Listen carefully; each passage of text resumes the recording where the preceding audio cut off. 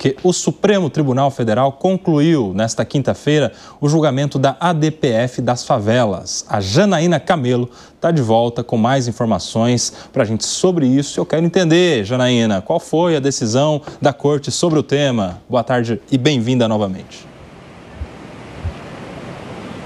Pois é, Kobayashi, foi uma decisão em consenso entre os 11 ministros. Não houve um voto no plenário, não houve votos ali no julgamento desse plenário. Eles apenas trouxeram ali já essa decisão que foi estrategicamente ali construída entre os 11 ministros, não só entre os ministros, mas também num consenso com o governador do Rio de Janeiro, Cláudio Castro, que inclusive estava acompanhando esse julgamento presencialmente aqui do plenário do STF, ele e o prefeito do Rio, Eduardo Paes, porque Cláudio Castro ele sempre defendeu a derrubada de algumas das medidas ali, né, do STF que foram tomadas desde 2020 para tentar reduzir a letalidade nas operações policiais no Rio de Janeiro, argumentando ali que estava havendo um aumento da violência no Rio de Janeiro. Então, o que foi decidido? Foram afastadas algumas dessas medidas, por exemplo, foi retomada ali, foi decidido que pode ser retomado o uso pleno de helicópteros nas operações do Rio de Janeiro, pode ser retomada também operações próximas a escolas e unidades de saúde, desde que com aviso prévio. E aí os ministros, então, decidiram ali já apresentar esse consenso. A gente vai ouvir um trechinho do que o presidente do STF, o ministro Luiz Roberto Barroso, disse no início dessa sessão. Esse é um voto na parte dispositiva que tem a adesão unânime dos 11 ministros do Supremo Tribunal Federal, depois de sucessivas reuniões em que procuramos encontrar um ponto de consenso, cada um fazendo, quando necessário, alguma pequena concessão, todos preocupados em atender da melhor forma ao interesse público de conciliar a proteção dos direitos fundamentais da população do Rio de Janeiro e a proteção dos direitos fundamentais das comunidades do Rio de Janeiro.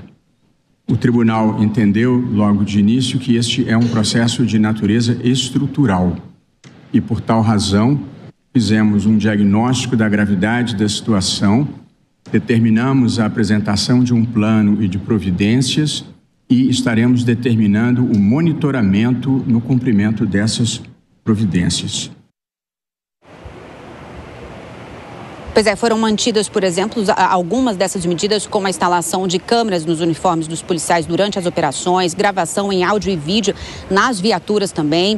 Quem falou foi o relator dessa DPF, o ministro Edson Fachin. Ele decidiu ali por afastar a questão do estado de coisas inconstitucional ali que ele havia votado com relação ao Rio de Janeiro, e ele rebateu críticas de que essas medidas da DPF estavam aumentando ali a violência no Rio. A gente vai ouvir o que o ministro disse. Diante de qualquer narrativa com o sentido de imputar a decisões do Supremo Tribunal Federal a responsabilidade por problemas graves, crônicos e em muito pré-existentes à DPF, problemas que tanto afligem a população do estado do Rio, hão de falar mais alto os fatos. E o que dizem os fatos é que no período de vigência das medidas cautelares proferidas nesta ação, caíram significativamente os índices de letalidade policial, bem como de vitimização policial e outros diversos índices oficiais de criminalidade, conforme já tive oportunidade de registrar.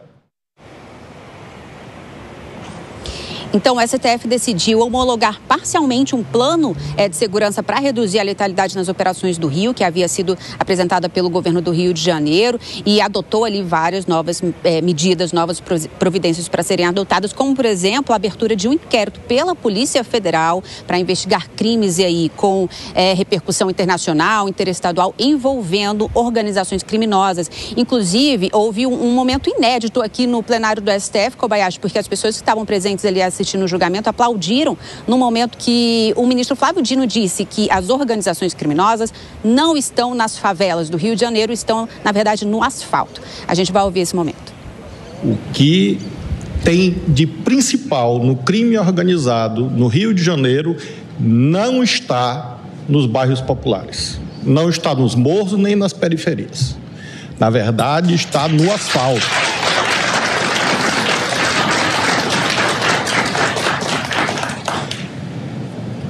na verdade, está no asfalto, tanto no que se refere ao financiamento do crime organizado e das milícias, quanto no que se refere à lavagem de dinheiro.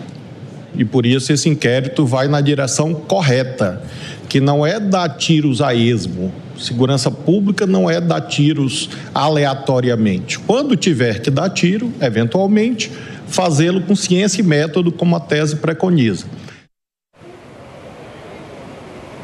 Então, algumas das medidas que o Estado do Rio de Janeiro vai precisar adotar aí, Kobayashi, vai precisar elaborar um plano de recuperação territorial voltado para áreas sob domínio de facções ou milícias. O governo federal e também o Rio de Janeiro vão precisar adotar medidas para aprimorar o controle de armas e munições com a integração de sistemas de rastreabilidade, crimes de homicídio por parte de um policial nas operações. A apuração deverá acontecer no âmbito da Justiça Comum.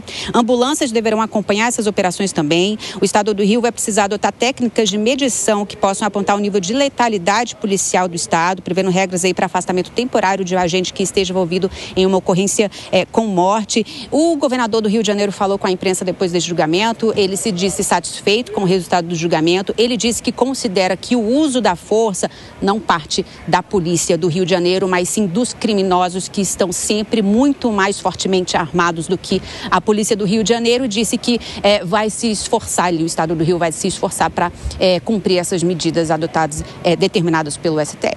Kobayashi.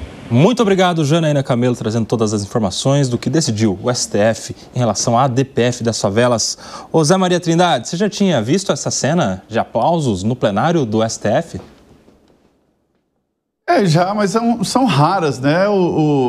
Já me falaram aí sobre dessa história aí da parlamentarização do plenário do Supremo. Depois dessa luz azul aí, que se chama televisão, transmissão ao vivo, o Supremo começou a ter uma pegada diferente. Eu fico assustado como um ministro do Supremo Tribunal Federal regulamenta uma ação no Morro do Rio de Janeiro. Eu entendo que nem o governador deveria. Quem regulamenta o tipo de ação, o tipo de produto a ser usado, é o comandante da operação, nem do batalhão. É ele que sabe, ele que planeja. Um planejamento de uma incursão dessa, ele é detalhado, leva em conta o horário em que anoitece, se está chovendo ou não, o vento, tudo isso. Esses detalhes, é o comandante que tem que ver isso, né? E ninguém sobe o morro atirando a esmo, né? Pelo amor de Deus. Fábio Piperno, quero também a sua opinião.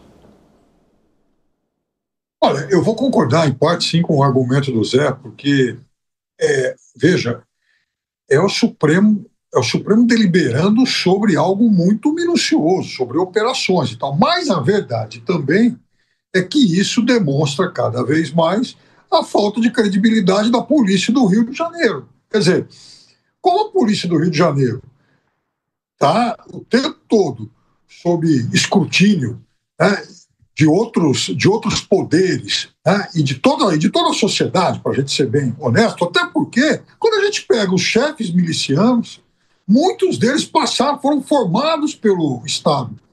Então, qual é a confiança também que eles passam para a sociedade? É só pegar uma lista imensa aí. Esse sujeito, por exemplo, que matou a Marielle e tantos outros, né? Antônio Lau, enfim, o capitão, Adriano Nóbrega. Quer dizer, essa turma toda foi formada pelo Estado. Então, realmente é algo muito complicado e é muito difícil a gente encontrar um ponto de equilíbrio. Agora, o ministro Fachin, ele entrega números. Ele mostra, olha, a partir do momento que essas medidas foram adotadas, diminuiu não apenas a letalidade policial, como também as mortes de policiais.